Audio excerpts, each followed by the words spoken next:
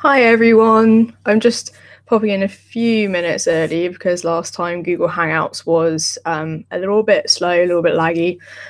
So we started a little bit later. So I thought I'll just jump in now. And if anyone is here early, if you could just pop in the comments so you can hear and see me, that would be great. Let me just turn them on over there.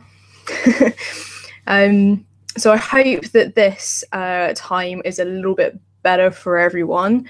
So the comments that I got mainly last time were that US citizens would be best in the afternoon, and then the GMT people in the UK here with me wanted in the evening.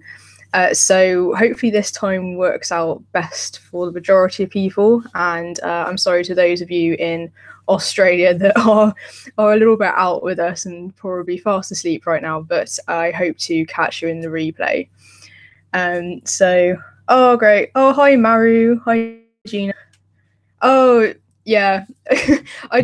I'm not keen on being on camera, so I do try and hide away a little bit, but I'm hoping to commit to doing more lives because I think it's nice to be able to chat in real time. So great. I'm glad everyone can see and hear me. Just wait. Yeah. So it's 7 o'clock now, which is when we're due to start. So I'll just wait to see if anyone else is popping in. But the idea of this Q&A is, as you might have guessed, is a question and answer. So I've had quite a few questions actually that I've written down that I've had throughout the week that people wanted answers to. So it's going to be quite an eclectic webinar today, I think, going to cover a lot of different questions, answering different topics. So I hope there's something of interest for everyone. And if you have any questions about anything that I'm talking about in the webinar, please do pop them in the comments below. And if you have any questions about the tutorials that we've been having in the week, and there's anything that you want to talk about in regards to those, pretty much anything's on the table, just drop it in the comments for me and I'll get around your question. I'm happy to stay as long as you need me to get through through all of them. So hopefully we'll get everyone's questions answered. Hi Jen, hello. The chat's over here, by the way. I'm not just talking to like random people in the corner of the office. Office dog Pippa is with us as well today, wandering around. So if you hear snoring, it's not me falling asleep. It's my 15-year-old Labrador who doesn't like to be parted from me anymore at the moment. So she's wandering around. So what I've got today is I have a little bit of a presentation just to cover some of the questions that I've been asked in the week. We'll be covering things like guest podcasting, getting on Google News, what tripwires are, what else are we covering? Lots of things, really. So I think we'll get started. Oh, Pippa says hello to you too, Maru. She's feeling a lot better now. She's been a bit poorly, office dog Pippa, so that's good. So what I'll do is just ask you guys if you have any questions that you think of right now, just put them into the comments and I'm happy to jump in with those before we start. Otherwise, I'll just jump in with the presentation now, and if you have any questions throughout, pop them in the comments box and I'll either get to them in the presentation. It's not going to be a hugely structured thing today, just because I hope that we can do a lot of question and answer and get everything sorted for you guys that you've been thinking about or maybe having problems with. And then if they're sort of bigger ones, then I'm quite happy to get to them at the end and we'll just go through them. So do put them in the comments as we go along. And I think everyone's probably here that's coming now. Thank you for being here live, if you are here live, guys. And let me turn the screen over and you can see the keynote. Right. It's going to be the weird whooshy thing now. There we go. Alrighty then. So as I said, if there's any questions before we start, please do let me know. I'll try and keep an eye on the comments as we go through. So the first question that I wanted to address was what is Quora and how can we use it? So Quora, some of you may know and some of you may not know. So if you know Yahoo Answers, it's quite similar to that.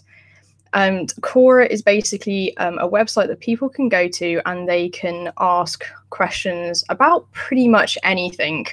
There is kind of the standard ones that you would expect, especially in terms of business, like how do I get more followers on Instagram and things like that. But there's also some really random questions on there as well, like what should I not do in Japan, I think was one I saw the other day. And a lot of talk about serial killers. I think that's a topic people are quite interested in. So let me know in the comments if you've been on Quora. Do you use Quora, anyone? And if you have any weird questions you've seen, definitely put them in because they're always amusing. So in terms of business, what exactly can we use Quora for? So we're just taking a screenshot of what the feed might look like. So as you can see on the side here, there are topics that you follow. So you can see that I'm following business ones. And basically the idea is that you can go in, choose the topics that you are either an expert in or just something that you can feel that you can helpfully contribute to. So don't feel that you need to be, like a $6 billion industry company, CEO in order to go in and answer any questions. It's anything that you feel that you can just offer your ideas or your experiences, your expertise on. And Quora, once you choose these topics, and they can literally be anything. So if you're not in the business niche and you think, well, it's not for me, I don't want to answer questions on Instagram, it has all topics on there. I'd be absolutely stunned if you couldn't find something that you knew something about on there or within your niche. So yeah, you can get emails from Quora. So basically Quora sends you a digest of questions based on your preferences, as well as some things it thinks you'll be interested in, which it often kind of gets wrong, actually, I think, in my experience. As I said, I seem to get sent some really weird questions. But the idea is that by offering your advice, you can get known as an expert or an authority, in your field. And there is some potential there to get traffic back to your site. And you can see this as well. A lot of companies advertise on Quora. So when I was on there to take this screenshot for you guys, I saw Drip Email Marketing. I don't know if you guys know who they are, advertising on there. I think it can be quite a hot spot to pick up audience members that perhaps you wouldn't necessarily get moving in your circles. So what I would say about this is that it is more of a platform to use if maybe you've been in a business for a little while. The reason being is that it's more of a long-term strategy. So you wouldn't perhaps see like huge measurable results or lots of traffic coming in from Quora straight away. And I think that there are other things you can do in the beginning, fundamental business basics, which you would see more of an immediate response from, like SEO or social media marketing, things like that. I would also say that if this is something you're interested in terms of building up your authority online and getting people to know who you are, Facebook groups are another great place to go into and to start answering questions that people have, or communities like this one that you're currently in. So the idea basically is that people will start to recognize you and you'll be the go-to person in your area, and people will eventually start referring to you. And I know this was advice in relation to Facebook groups, especially, that I saw early on and thought, it's going to be so long before people start referring to me in any way as an expert or an authority or anything like that. But actually, when I first started Creative and Coffee, and I'd been on Instagram maybe for a couple of months, maybe a bit more than that, say 6 months, people did start tagging me whenever they were talking about community building, typically, and people were referring people to me. So when their friends were asking about it or talking about it, people would tag me and say, oh, hey, you should go look at what Sarah's doing, or you should talk to Sarah about it because this is something that she knows a lot about. So it is something that takes a little bit of time to get the ball rolling with, but it's not something that it takes years and years and years to build. So it's one of those things that if you do quite regularly, it will return dividends in the long term. However, I said if you're just getting started, don't expect these sort of tactics to be bringing in floods of traffic. I think there are things that are probably more effective to concentrate on for you right now in terms of your time. So just to be as transparent about that as possible. But basically, that's what Quora it does. So that's a really great way to start getting people to recognize you and building up authority, essentially. Yeah, sure, it was great that people were tagging me. It felt really surreal. It was a very big imposter syndrome moment because I was like, oh my God, there are people talking about me online that I've never met before, and it's quite weird, but also really pleasing, obviously, at the same time. So does anyone have any questions specifically about Quora or building up authority in things like Facebook groups and online communities? Obviously, with Facebook groups, you want to be careful that you are actually in Facebook groups where your audience hangs out, not just necessarily other people in your niche, because then you're all trying to sell to each other and it becomes a bit of an echo chamber, and it gets a bit messy. So some of you know, for example, that I was a book cover designer before I was doing creative and coffee, and a lot of authors would go into Facebook groups for authors and try and promote their book. And of course, there is a crossover between people who write books and people who read books, of course, but they really weren't going after the right audience. They were going after other authors, which got a little bit tricky, I think, and didn't really get a lot of return on results. So that is the main thing I would say, is make sure you are actually talking to people who are potential customers and a potential audience, not just other people in your niche. Although it is lovely to talk to other people in your niche as well, as we are doing currently, to get advice and tips, but just to remember that. So I don't think there are any more questions on Quora. Yeah, true. Yeah, no, going after your peers definitely doesn't work in terms of audience. It seems so obvious, but it's a lesson I think we all learn the hard way. So moving on, the next one I think is quite an interesting one. So the other question I got asked was, what is a tripwire in terms of marketing? So does anyone here use a tripwire? Let me know in the comments. So what is a tripwire, just while you guys are responding? I know there's a bit of a delay on the video, which makes it a bit difficult.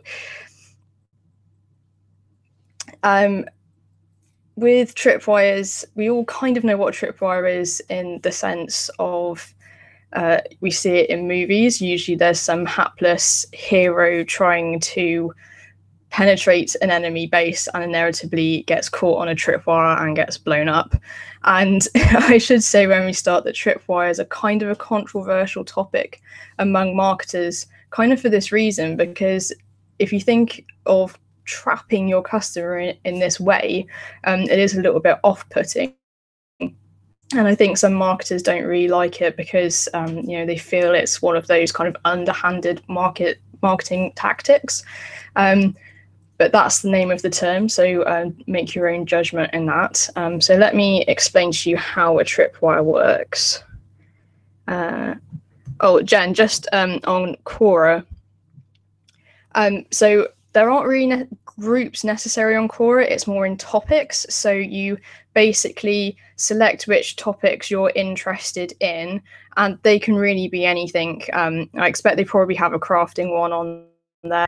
They have topics on like Instagram, on business, on travel, on wellness, living, all topics really. So you follow as many topics as you like, and then you will see all of the questions, or you'll get a digest in an email from Quora with the most popular questions from those topics. And if there are any questions that you feel you can answer, you can just jump straight in and answer them. So they're not really groups as you would have on Facebook. It's divided by topics. Does that make sense? Let me know in the comments. And meanwhile, I'll go back to tripwires. So tripwires, in terms of marketing, Basically, what happens is you sign up to someone's email. When you get taken to the thank you page, so when you sign up to an email, you often get taken to a page that says, thank you for signing up, please share, and you'll see some share buttons. Has anyone seen that? Instead of going to this thank you page, you are taken to another page, and it will have an offer for a low-cost item. So, for example, an ebook you could download, or like a really cheap deal on your product. So, like 3 books for $5. It would include things like first month membership to clubs for like $1 or something like that.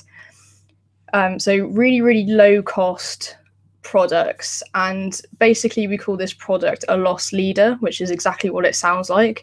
So it means you wouldn't make a profit, but you might even make a loss on it.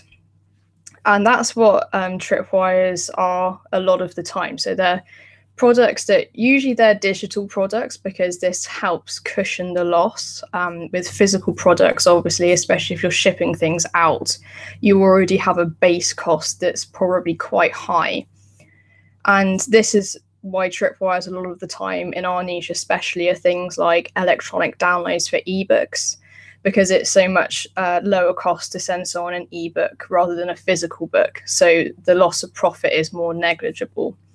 It's important to say at this point, a tripwire is not a free item. So it's not a lead magnet or a content upgrade. It may only be $1, but it does need to be worth something. So it does need the person to actually pull out their wallet and transfer you some form of money. So why would you want to do this? Why would you want to sell a product at a loss? That sounds crazy, right? Sure, yeah, it is. It's really interesting. It's not a new concept in and of itself, but I think it has evolved and changed quite a lot in the way that sales funnels are changing quite a lot, because we're now using email marketing much more in an integrated way with sales funnels, if that makes sense. So why would we want to use this product at a loss strategy? Well, you may have seen me mention before, it's a statistic that still kind of blows me away, that current customers spend 67% more on average than those who are new to your business and haven't made a purchase before. The idea basically is that once someone buys from you, it really fundamentally changes the relationship. So there's that element of trust, and they are more likely to buy again. And this is borne out by the statistics from all kinds of e-commerce platforms over all kinds of industries. So by offering this, basically like an impulse buy at the very sort of low level risk in terms of finances for your customer, you can establish this buying relationship really early on, and then gradually introduce your core product, whatever that might be, a service or a course or a physical product. So what I can do, if you would like me to, is I can show you an example of what this might look like in actual practice. If I come out of the keynote, basically I mock this up to look a little bit like our... So let me put that away.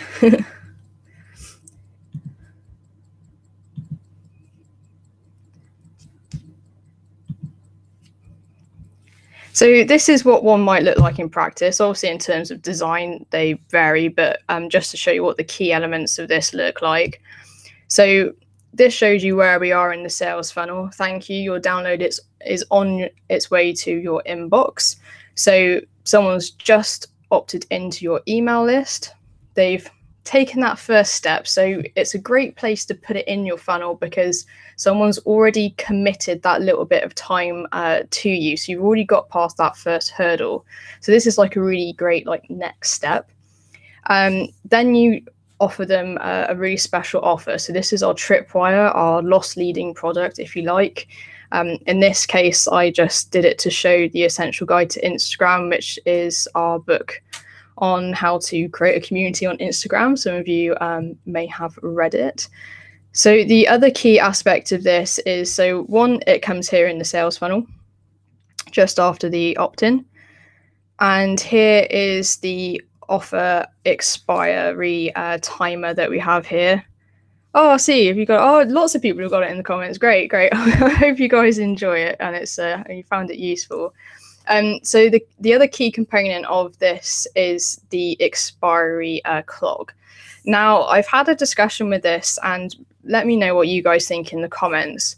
I'm not a huge fan of when you have courses and things like that, and people say, oh, you have to buy before midnight, or the course price is going to double, or something like that, because that feels a little bit, I don't know, staged to me. Not necessarily saying that people who do it, are bad or anything like that. It's just not something I've ever felt that comfortable with.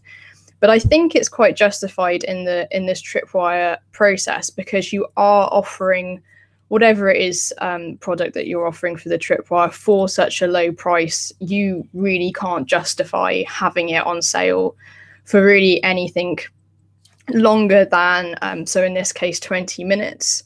For maybe bigger Tripwires, you might have it on for like a day or two.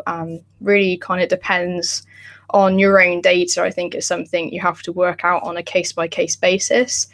So we have ours for 20 minutes, and obviously you can see it's a massive discount on one of our products. So the idea is, of course, that you have that kind of sale mentality, and it's like an impulse buy.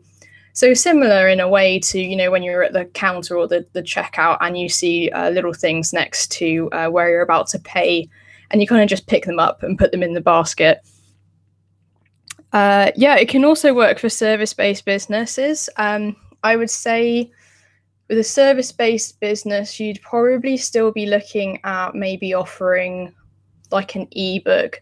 So if I take the example of a designer, a Tripwire book might be an ebook on like the top 10 things you need to know in order to work with a designer, or the best ways and terminology you need to know in order to work with a designer, because that's like one of the steps in your funnel that builds that confidence to enable people to work with you. Equally, you could have it as a service-based element, in terms of you might have, you could do a service. So if you had, for example, let's take web designers, you could have a Tripwire that is at a very low price, that is like a really quick look over of their website, and you could point out 5 things that they need to change or something like that. I think the issue with having a service as a Tripwire in and of itself, rather than a product leading to a service, is that because it has to be such a low price for that impulse buy, you are essentially offering your time at a very low price, and I don't think that that's really sustainable. So it works for service-based businesses, absolutely, but I think the actual Tripwire product really does have to be an actual product that can go out instantly. So either like an ebook or something like that, or a free trial, anything that you can really automate, I would say, rather than your own time. But yes, absolutely, I think it can work for a service-based business really well, especially if you are offering something, like I said, that really works into your sales funnel in helping to remove barriers that your audience might commonly have before they hire you. So whatever service you're in. I hope that makes sense. Let me know in the comments. So to go back to the Tripwire, then you just have obviously a little bit more description about what it is. And then just to reiterate the offer at the end of the page, to say that it is 20 minutes. It's important, of course, that you keep your promise with this. So after the 20 minutes, so this works on cookies. That's how it knows how long someone has been in there. And this is what it looks like when the offer is expired. So you you really enforce that. So, you know, you're saying to people, look, it's not just a fake, you only have 20 minutes, you really do 20 minutes. Obviously, the Doctor Who GIF is optional.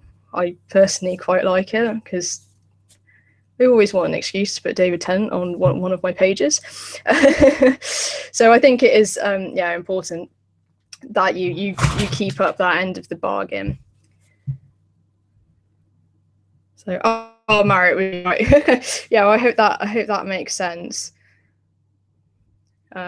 Shri will tell you, Maru, that Chatango, which is what we use for the chat, doesn't really like it when you comment more than once, apparently, which is really great. So if anyone has any suggestions for better chat things to use for the webinar, please let me know. And obviously, as I said, the design of these will change, but those the timer, the very, very low price, and the offer exploration, and that point in your sales funnel, so just after they've already opted in, so they've already done a little something for you, those are the elements you need to concentrate on. If you do like the actual templates, these are actually from Kathy from Blue Chic. I don't know if anyone knows Blue Chic. They're a really, really lovely husband and wife team. And actually the video that you're looking at now, the Patson is also one of their templates. It all comes in a bundle. So I'm an affiliate for them, I should say, because Kathy's super lovely, and try and support all the small businesses that I can. And we're actually going to talk about affiliate programs in a moment. But just to finish off with tripwires, if anyone has any more questions, let me know in the comments. I'm trying to keep an eye on the comments. If you have a pure service like a DIY site, is the tripwire doable? Yeah, I think it absolutely works with service-based businesses. Really, the point of the tripwire is to establish a buying relationship. So, as I said, I don't think putting a service itself as a tripwire really works, or is, I mean, it could work, but it's just not really, you know, practical or feasible. So you would have to be prepared to maybe make a little bit of content, or a little bit of an ebook, a video, a free trial of something or other. So in that respect, I think it wouldn't work so well as a service, but I think it works absolutely fine for any kind of business. Obviously, you need to test it, you know, for yourself. That's the big thing we have in the clubhouse, is that not everything works for everyone, but I think it has the potential to work for everyone, because the key thing is that you're establishing that buyer relationship. And as I said, it's 67% more likely that someone has already bought something for you will go on to buy again. Having said that, the downsides to the tripwire, of course, there's always a pro and con for everything.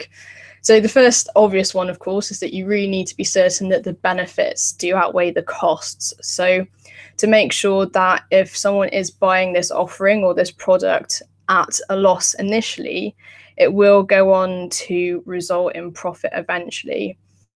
So you need to have some fairly good data and metrics, I would say, in terms of your conversion rates on hand, or you're prepared to put in a little bit of money to trial it in order to get metrics. And you might think, well, say you were offering a $1 free trial for the month, but no one was then going to sign up for your full price. You might think, oh, well, at least we're making a little bit of money in terms of getting in that $1 for the trial. But remember, you have to offset that against any time and money that you have spent in getting that person to the $1 trial. So that's probably going to vastly outweigh the profit in terms of sheer time, even if you don't put any actual money to getting people into that funnel. So you do need to make sure that it fits very, very well into your funnel.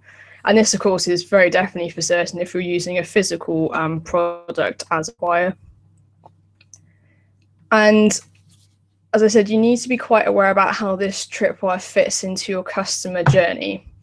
So say, for example, your tripwire is $1, for example, but your product is $97, that's quite a jump and quite a disconnect. So to just go back when you said, is it doable for a service-based business? This is where the disconnect might happen, because obviously service-based business, if you're a web designer, for example, your service is probably going to be, on the pricier end of things.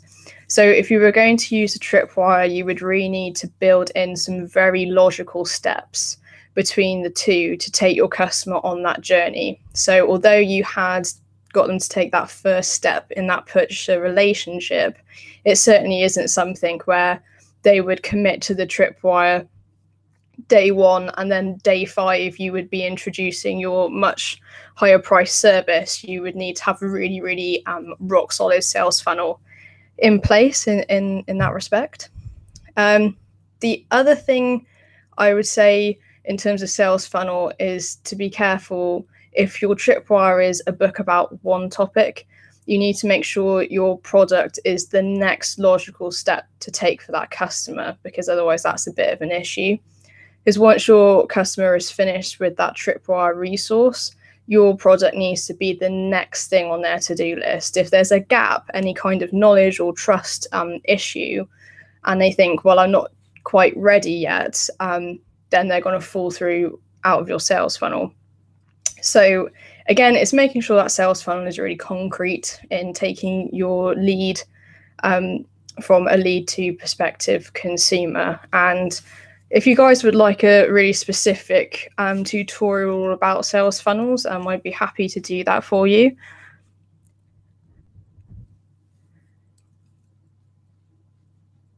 Sorry, I'm just reading the comments, so I'm not very good at multitasking. Oh, Jen, if you don't sell anything, so you mean if you're through like affiliates or through making money through traffic? Let me know, Jen, in the comments, and I can get back to you on that one. So yeah, quite a few people wanting sales funnel tutorial. That's cool. I can do that for you. It's just because it's quite a big topic, sales funnel. There's a lot that goes into it. So instead of trying to cram it all into the Q&A, I'm happy to do a separate tutorial on that. So the last thing I want to say is I mentioned that a lot of marketers find tripwires quite controversial. And the reason for that is, one, the whole tripwire name and sort of the ethos that comes with that. And also the other thing, Shri, you were saying, is this tripwire a new thing? The thing that, or the problem I should say, that we're having with tripwires now is that it used to be you offer an ebook, for example, for a tripwire, and that worked really well. The way that things are evolving, as you know, is that now we are offering things like ebooks and podcast episodes and masterclass videos and like that as content upgrades, so free offerings in order to entice people into our email list. Now, as I said, this offer comes somewhere in around when someone's just signed up. So if someone's just signed up for a free ebook in order to get onto your email list, is probably unlikely they're then going to sign up for a paid ebook straight away. And that's not just in the business niche. So maybe you might be doing sewing patterns or like a guide on how to clean your jewelry, something like that. So these digital, usually content-based things are usually things we offer for freebies to get email subscribers. And I think in that respect, this content is becoming quite a hard sell for tripwires. So let's not forget as well that price isn't everything. So for example, if someone buys an ebook for $1, you need to think about the other cost they incur, and that is the time cost. So although you may look at it and you think, it's $1, why would anyone not buy it for $1? It's so little money. Remember that it takes time to read an ebook. So that's a time investment. So I think a good tip as well, not just in terms of tripwires, but also in terms of your content upgrades, is that if people aren't buying or they aren't really engaging, think also about whether you're asking them to dedicate too much time to you up front. and that early on in your relationship as well. So don't just think about in terms of, oh, that's a really low price. Do think about it in terms of time commitment as well, especially if that person hasn't come across you before, they don't know you very well. They may not be prepared to commit to reading a whole book by you if they really have no idea who you are. So I think that's something to consider as well. I think there's quite a big discussion to be had about free products and content upgrades and how they really work. But unless anyone has any questions, I'll move on to the next one, and let me just check in to see if Jen's replied.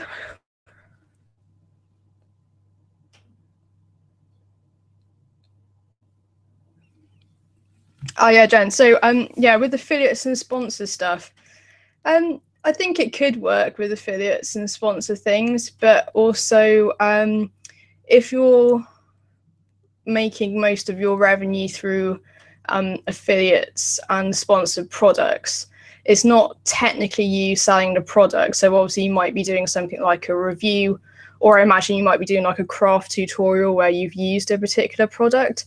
So in that respect, it doesn't make a lot of sense in terms of priorities to be creating that customer relationship with yourself, because you're not actually the one doing the selling.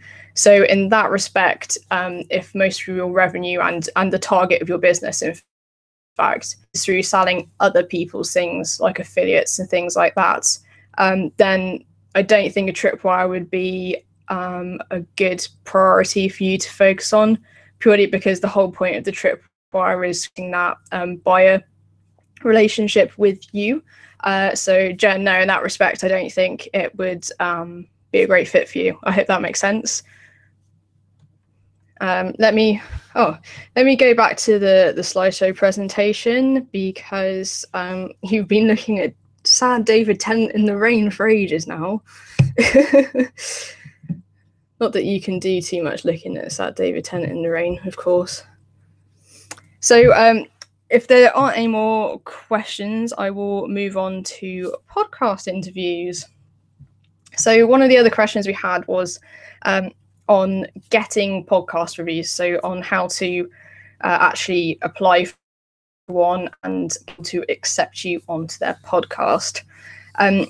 Now, podcasting is very similar to guest posting and getting requests for that. And actually, I was talking to Maru about this the other day, but next month we're going to be doing the theme is going to be all around collaboration. So I'm going to be talking a lot in detail about podcasting and guest posts and affiliate partnerships and all that kind of thing. But as we had a few questions on getting interviewed on podcasts, I thought I would just cover it at the moment. So just to run through briefly, much like getting a guest post, podcasts follow the same kind of rules in reaching out. The thing with podcasts is it just has that added technological element. So the first thing and the biggest rule I can ever give you when emailing or messaging someone to appear either as a guest post or an interview guest is to include in your email all the information that person could possibly need to know from you in that email as succinctly as possible. So not an essay at all, but everything that they would really need to know. And the reason I say this is because I get, I think maybe approximately 1 million emails a day, around there, from people wanting to guest post on Creative and Coffee. And the majority of them say something like, hey, I'd like to guest post for you. I have a few ideas about what I would like to post about. What do you think? And they often have no link to their website. I have no idea who they are, and I have no idea what it is they want to post about. And in order to find that out, I would need to email them and ask, which really is just kind of a wasted bit of my day that didn't need to happen. So always make sure there are as few barriers as possible between you requesting that interview and the person saying yes. So explain your idea, what it is you want to talk about, a brief outline, what it is they want to post about. I would say to very much keep in mind who that person's audience is and why they should be interested in you. Again, you don't want to put like an essay. So I think what's best to do is put a brief outline, so someone could understand like the beginning, middle, and end of your talk would look like. Give links to your work that are the most relevant to what you are pitching, so people can check that you can actually write and are literate, because you really just don't know on the internet. Don't just assume that the person who you're pitching to gets pitches from people who can write, because a lot of the time they really can't. So do show that you are capable of writing and your tone of voice is appropriate. And this is the key thing I would say for podcasts, is when I say tone of voice, when it comes to podcasts or video interviews, try and link to an example of you doing a podcast or an interview, like a video of you talking. One, so they know you can actually speak to the camera in a way that is fluent and isn't going to horribly offend their audience. And secondly is just in terms of technology, whether you actually have, a microphone and camera that has good enough quality to for them to do the recording with. Because obviously, especially with podcasts, a crackly sounding and really low quality sound recording is just painful to everyone. So it's really useful if you send them a link to your video or maybe your podcast to show them and just make them comfortable in emailing you back, because there's nothing worse than taking a chance on someone and emailing them back and saying, oh, well, could you link me to a few bits and pieces of your content so I can check you out, and then finding it's all absolutely not the quality that you are looking for, let's just say, and then having to turn them down already after you've made first contact. So that's, I think, what people are really trying to avoid. Well, I have a lot of comments. Let me just read them. I think I need to get glasses, guys, because the comments are really small and I have to like really concentrate to read them.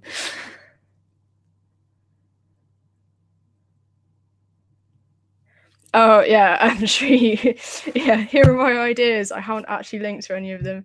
I think it's fine to give people options of a couple of ideas that you might have, but do it in terms of like actual titles rather than just, oh, I could write about this or I could talk about this, like actual topics to give them a choice. I think that's absolutely fine.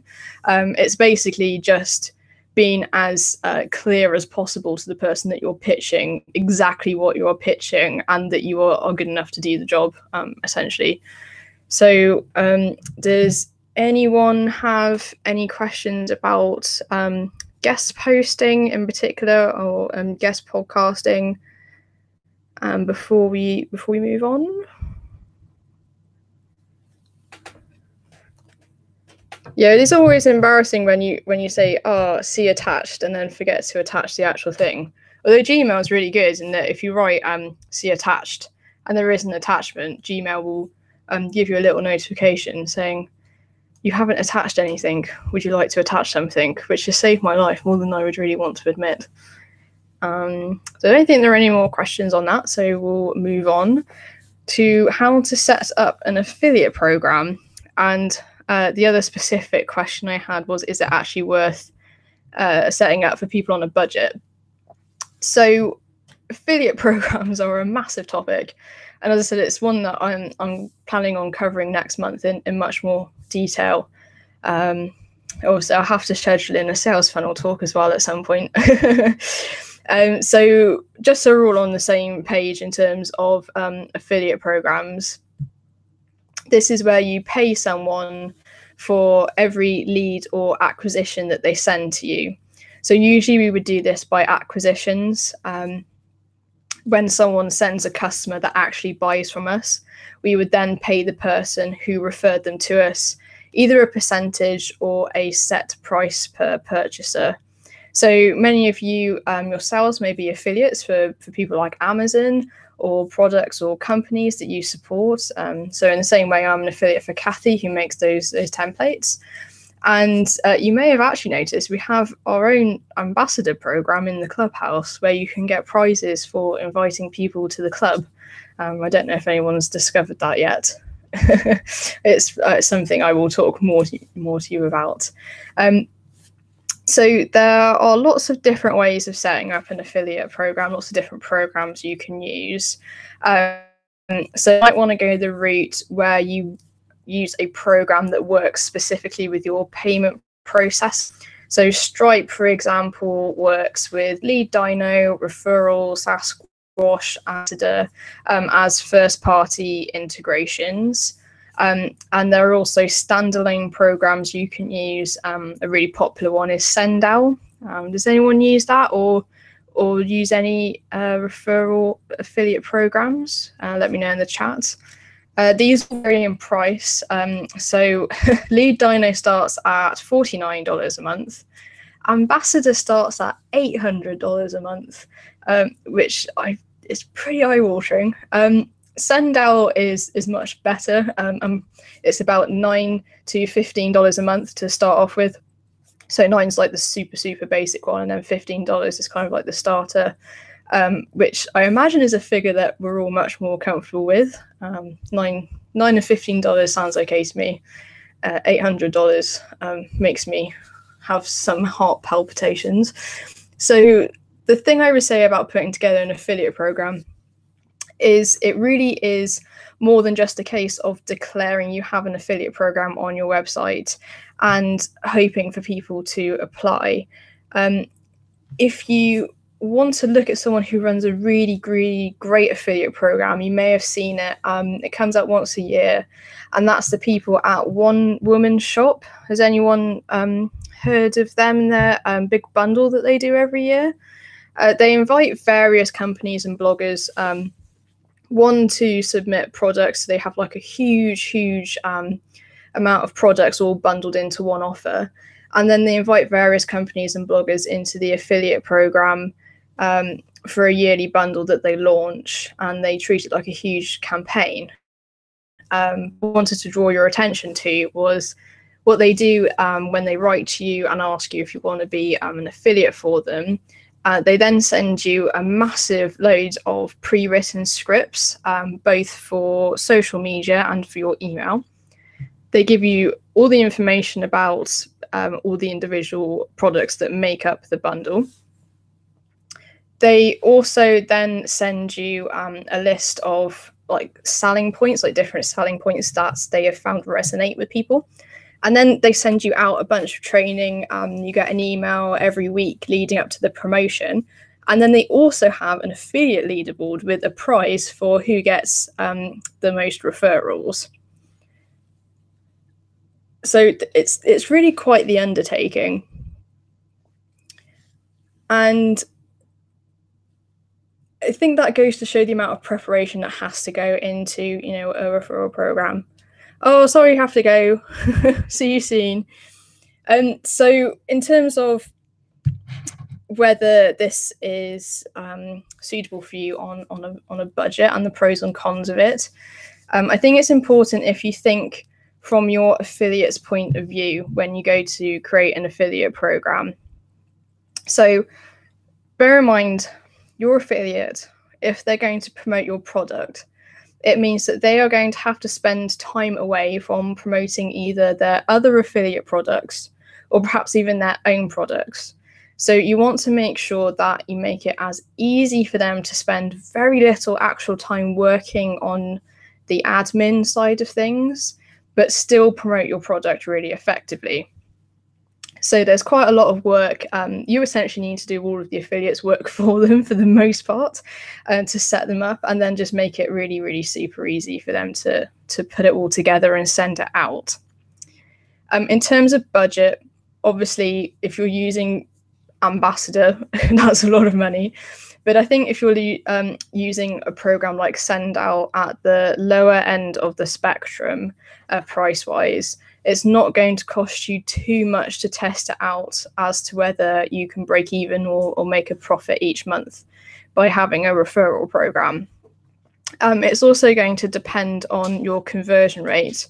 So if you know and have a stable conversion rate on your website, so you have a very good idea exactly the percentage of people who buy when they visit your website, we can be confident that if your affiliates do send someone to your website, it's likely that person will buy. So in this respect, it's quite crucially important to really, really very well understand your affiliates audience, because if your affiliates are sending you 100 people a month and no one is buying, it might simply be that the affiliate audience is not a good match for your product. And that's obviously not going to bring you a profit. So that's both in terms of audience interests, but also it's quite important to consider what your affiliate actually sells. Now, of course, one, you don't want to pick affiliates to have competing products, and obviously affiliates probably aren't going to join your program if they do, but also consider what they do actually sell. So if your affiliate doesn't actually sell anything themselves, or they sell quite low ticket items, then their audience is probably not going to be the sort of people who are willing to pay for luxury or higher ticket items. So if you are, perhaps in the service industry and charging more, or you're charging for luxury or high ticket items, think about price-wise what kind of traffic your affiliates will be sending in that sense as well. So I would say affiliate programs can definitely be worth it, but they do require a very large amount of planning and research, quite a lot of investment in terms of your time, certainly, but potentially also in terms of, monthly fees. So I wouldn't go into it unless you're really very certain about your conversion rate, that you've really, really researched your affiliates very well, and also that you're providing a program that your affiliates will work really hard to promote, because it's easy but also worthwhile to them. In that respect, if your items for sale are quite low ticket items, you may, one, have an issue getting affiliates into your program, to convince them it's worth their time. And two, if you're only making a small profit from your product in the first place, giving a percentage of that then to an affiliate may be too high a price to pay in terms of profit margin. Obviously, that's very dependent on your own business. So I would say affiliate programs would probably be better for either high ticket items or items that sell in large volumes. So, if you're an affiliate for Amazon, the payouts for Amazon aren't great, but also Amazon know that if you get someone to their site, they're probably going to make multiple purchases. So that wins in terms of volume. So in that respect as well, if you're not making consistent sales yourself yet, and you're still working on making sure your conversion rates are the best they can be, in that case, I would hold off on an affiliate program, especially if it's one that's going to incur a cost to implement, but also just remember that huge time cost that comes with it as well. Of course, every situation is different, and that's just my general advice. So does anyone have any questions on affiliate programs? Are you part of any affiliate programs yourself? Are there any really good ones you recommend? Let me know in the comments. Just while we're waiting for people to comment, I came across this quote, which I thought was quite good, from Mark Zuckerberg of Facebook fame. He said, "Nothing influences people more than a recommendation from a trusted friend. A trusted referral is the holy grail of advertising." So I think that's quite a ringing endorsement, though ironic given that Zuckerberg is quite shady himself. But anyway, moving on from that. Oh yeah, Amazon and Share Sale, they're really big affiliate programs. A lot of people do those. I think Amazon's a good one just because you know that if you get someone to Amazon, there's quite a large likelihood that even if they don't buy the product that you send them to buy, they might stumble on to other things that they've been previously looking at and pick it up. So I think that's great. Oh, SiteGround's affiliate program. Yeah, I'm a SiteGround. They're really, really great. Yeah, it is quite time consuming, Mario. I would I would definitely clear a calendar month to put all that up. Okay, so let's move on, I think, to the next one.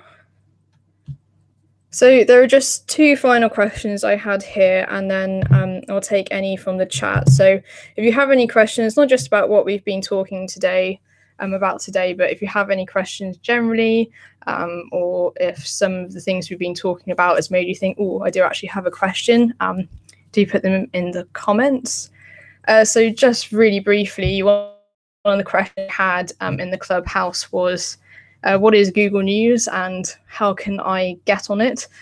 So that was one of the suggestions in the how to improve your metrics post. So let me just actually show you. Let me come out there. So if you're going to Google, probably quite familiar to you. When you do a search, you may use the news tab if you want to get on up-to-date news. So click on there. Oh, yeah, all very depressing, unsurprisingly. But this is the Google News tab, and you can apply to be featured, or for your Google button to put your articles and your posts within Google News. And obviously this is really, really great for getting your brand out there and into the news. It's a little bit easier to rank higher in Google News than the sort of free-for-all that it is in the regular Google search. And that's why it's a really good idea. So Google has its own specific guidelines for submission if you want to submit your articles to Google News. I found a really, really super good article about it, which I think pretty much has all of the information you need. So what I'll do is when we're finished, I'll put the link to that in the comments underneath this event in the Clubhouse, and you can have a look at it, because that has all the information and it has the links to the Google guidelines, as well as where you can submit your posts. So I think it goes without saying that you need to read the guidelines pretty carefully in order that you don't get refused, because if you do get refused, you have to wait, I think it might be 60 days before you can apply again. So do be careful that you've ticked all the boxes when you are applying. I'm sure it's obvious, but posts that you can submit to Google News should be news posts, so not how-tos or tutorials or product promotions. But any posts that you've written about news within your niche, new techniques, events that are happening, current events. I see interviews included sometimes, so when they're talking to people who have launched books that are coming out, or people going on tour. I also see reviews of plays and things like that. So don't be, if you think, oh, well, I don't actually write about any like news, it is a little bit of scope for what you can write about. And I think if you are writing about anything current like that, it's very worth submitting it to Google News, because it is going to do your SEO great things, and you might get in front of a brand new audience, which is always what we're looking for. The final question that I had was in the methods post, where I was talking about all the different methods you can use to grow those metrics we were talking about in the day one tutorial. One of them was submitting case study articles, and I had a question about what are they and why are they good. So these are great posts to share on your own website, but they're also really great posts to submit to other people's websites, because they have a much higher success rate in terms of getting accepted. So if one of your really big goal for the quarter is getting more guest posts and getting featured on more websites. Instead of just submitting like your standard guest post, whatever that might be, a really great way to go about it and to have a much higher success rate in getting someone to let you on to their website is to submit a case study article. And this is where you do a case study on something that you have done. So maybe it's something you've done in your business or an art project, anything like that, your work practices that has either had a positive or a negative effect. And you do a post to analyze why this might be and share information with everyone. So Maru, for example, very kindly invited me to guest post on her website quite a while ago now, about an Instagram challenge that I did and how that went, the analysis, what the benefits were, what the cons were, what I would do next time. I don't know, Maru, if you're still in the chat, how long ago was that? It seems like ages ago.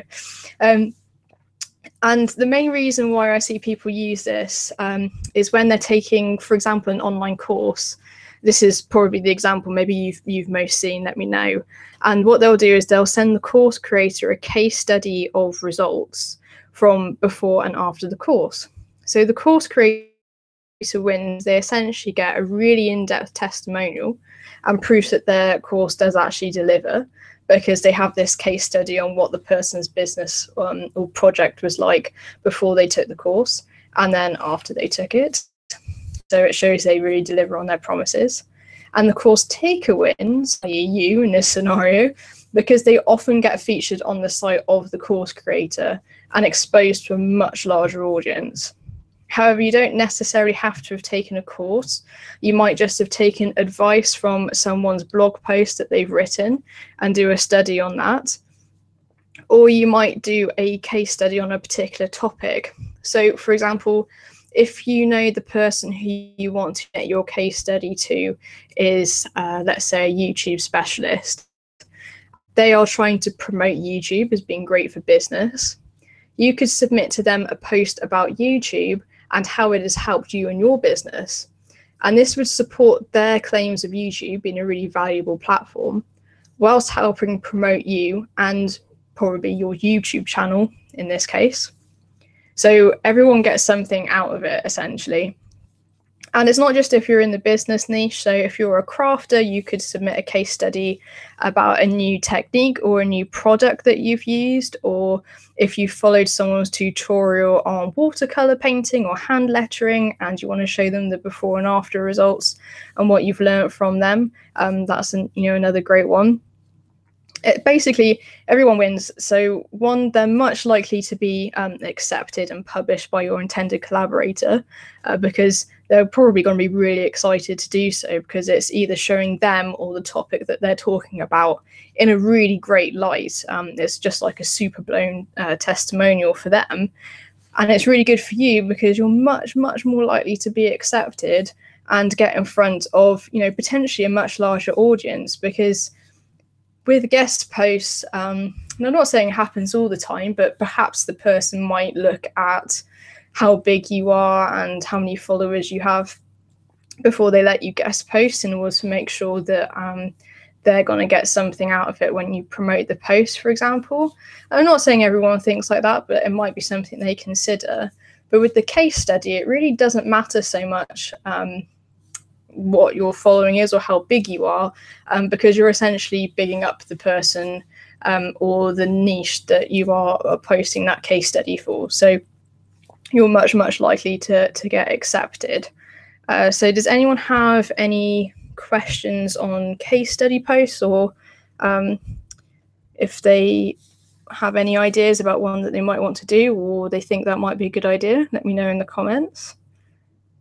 And I think that's all the questions I had from the club. A few of them, as I said, I'll be going into more detail on next month with their own specific tutorials. So collaboration specifically, and sales funnels, I think probably is a good one to tackle, because it kind of comes into play in so many areas of business, and they're quite big topics in and of themselves.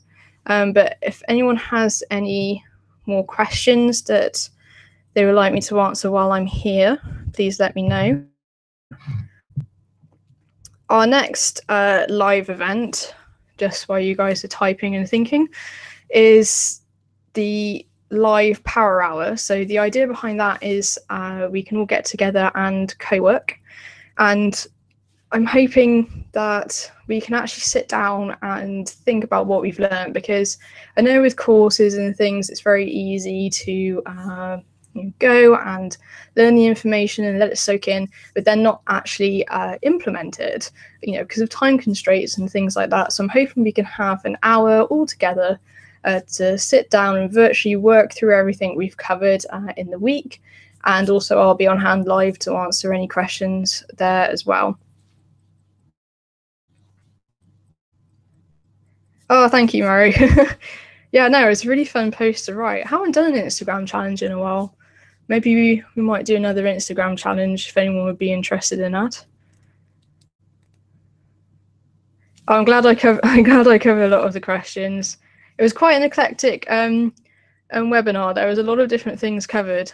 So I hope I covered everything that everyone wanted to learn about. Oh, great, Shu. I'm glad I covered everything. Yeah. Okay, great. Well, it sounds in the chat like I think I've answered everyone's questions, especially as I kind of thought this would run for half an hour and it's gone on for an hour. So thanks for staying with me, everyone. For those of you watching the replay, if you have any questions that you want answered, please put them either in the comments of the replay, in the clubhouse, or direct message me, whatever you feel like. Yeah, IG challenge would be great. I have so much fun doing them. It's such a great way to meet new people as well.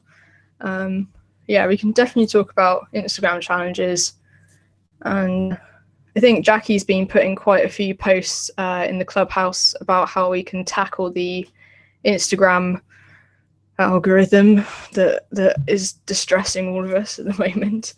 But if there aren't any more questions I can answer, I will wrap it up, I think, for tonight, because it's 8 o'clock here and I'm quite hungry. So thank you very much for coming live, everyone. As always, it's been a pleasure, and I hope this time was better for everyone. A few more people logged in I can see live, and I hope any of you watching the replay enjoy it, and just comment below and we can answer any questions via direct message or in the comments as well. So thank you, everyone, and I hope you have a lovely evening.